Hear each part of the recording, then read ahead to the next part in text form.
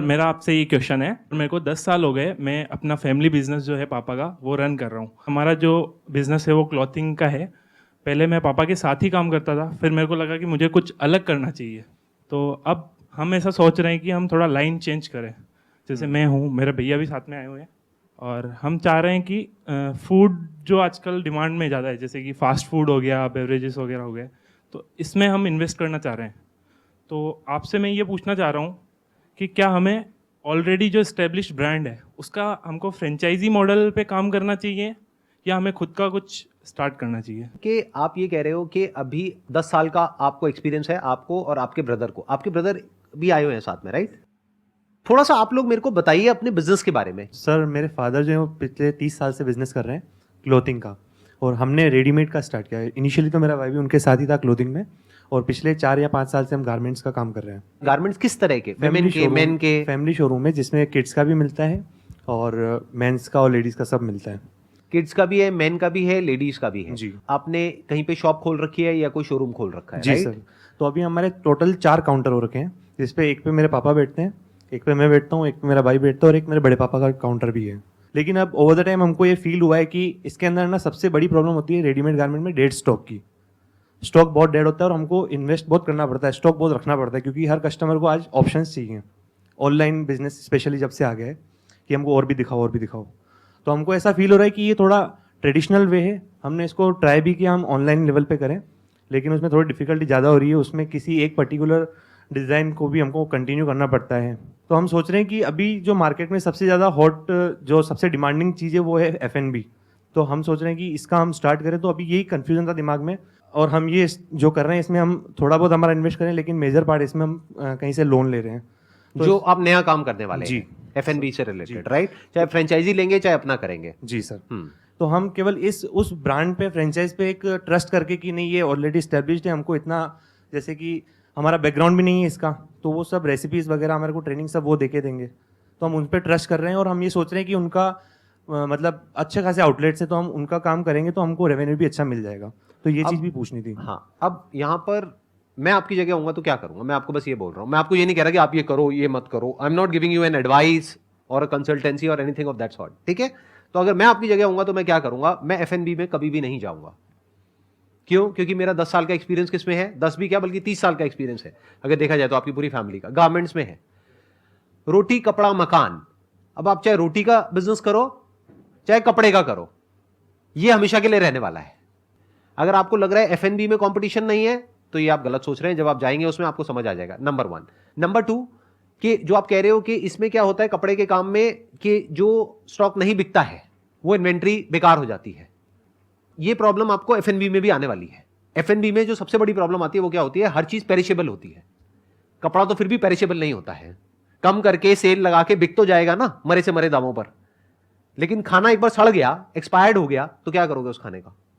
तो F&B का business बाहर से देखने में जितना आसान लग रहा है, अंदर से जो करता है उसके लिए तो आसान है, जो 10 साल से कर रहा है। आप अगर आज जाओगे तो आपके लिए कोई आसान नहीं है। That is 1। दूसरा, फ्रेंचाइजी के ऊपर हम क्या करते हैं? हम ये समझते हैं कि ब्लाइंडली हमने किसी की फ्रेंचाइजी ले ली और बाकी तो काम हो ही जाएगा। ऐसा नहीं होता है। मेरे बहुत सारे फ्रेंड्स हैं जो कि फ्रेंचाइजीज देते हैं, यानी कि ओनर्स हैं, तो मुझे अंदर की सारी बातें पता है। बहुत बार क्या होता है, उनकी जो फ्रेंचाइजीज खुलती है ना, उसमें से बहुत सारी बंद हो जाती है। क्यों बंद हो जाती है? क्योंकि जो पर्सन उस फ्रेंचाइजी को चला रहा है उसका भी स्किन इन द गेम होना बहुत जरूरी है। उसकी भी थोड़ी नॉलेज, अंडरस्टैंडिंग, टाइम, उसको सब कुछ देना पड़ेगा उसमें, तब जाकर के वो काम चलता है। तो बहुत सारे फैक्टर्स हैं वहां पे, और वो भी एक दिन में नहीं चलता है। ऐसा नहीं आज आपने खोला और कल चल गया। तो ध्यान से समझिए मेरी इस बात को। ये हम सब एक बहुत बड़ी गलती करते हैं बिजनेस में। ये सब करते हैं। हम क्या करते हैं? अपनी लाइन को चेंज करने के बारे में सोचते हैं जब इस लाइन में प्रॉब्लम आती है। अरे जो भी प्रॉब्लम आ रही है ये आपकी अपनी लाइन है। इसको ऐसे देखो, आपकी अपनी एक जिंदगी है, मेरी अपनी एक जिंदगी है। आप कहोगे यार इसकी जिंदगी बहुत बढ़िया है, क्यों? दूर से देख रहे हो। अगर 2 दिन के लिए हम अपनी बॉडीज एक्सचेंज कर लेना, हमारी ब्रेन्स आपस में कनेक्ट हो जाती है। आपको मेरी लाइफ जीने के लिए मिलती है 1 हफ्ते के लिए, और मेरे को आपकी लाइफ जीने के लिए मिलती है। आपको क्या लग रहा है यहां पर इस बॉडी में आने के बाद में आपको बहुत मजा आने वाला है? ज़्यादा फ्रस्ट्रेशन मिलेगा। और ज्यादा फ्रस्ट्रेशन हो जाएगा। आपको लगता है मैं इतना फ्रस्ट्रेटेड हूं अपनी जिंदगी से?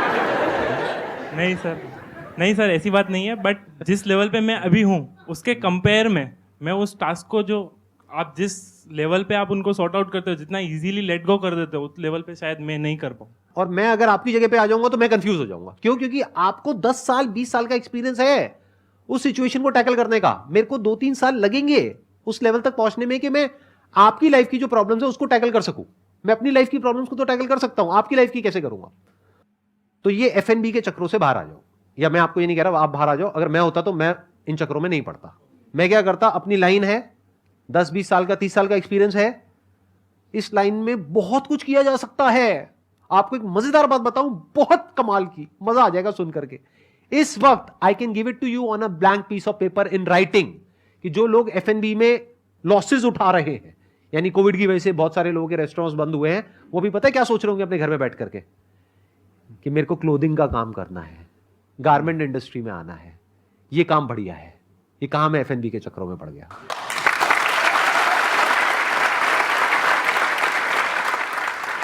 तो अगर वो आपकी लाइन में आएंगे, क्या वो डे 1 से आपसे कॉम्पीट कर पाएंगे?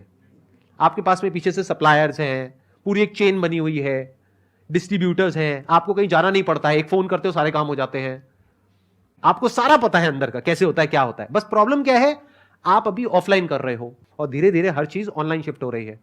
तो आपको अपने ही बिजनेस से रिलेटेड अपने आप को अपग्रेड करना है बॉस। आपको ऑनलाइन दुनिया को समझना है कि ऑनलाइन दुनिया क्या है। तो वहां से पैसा कमाना आपके लिए कुछ दिनों का या कुछ हफ्तों का या कुछ महीनों का काम है, और एक नई इंडस्ट्री में जाना एफएनबी में या किसी में भी, और वहां पे जाकर के पैसा कमाना, वो कुछ सालों का काम है। वहां पर जीतने की पॉसिबिलिटी बहुत कम है, यहां पर हारने की पॉसिबिलिटी बहुत कम है। तो ये काम छोड़ करके हम एक ऐसे काम में क्यों जा रहे हैं जिसके बारे में हमें कुछ भी नहीं पता है।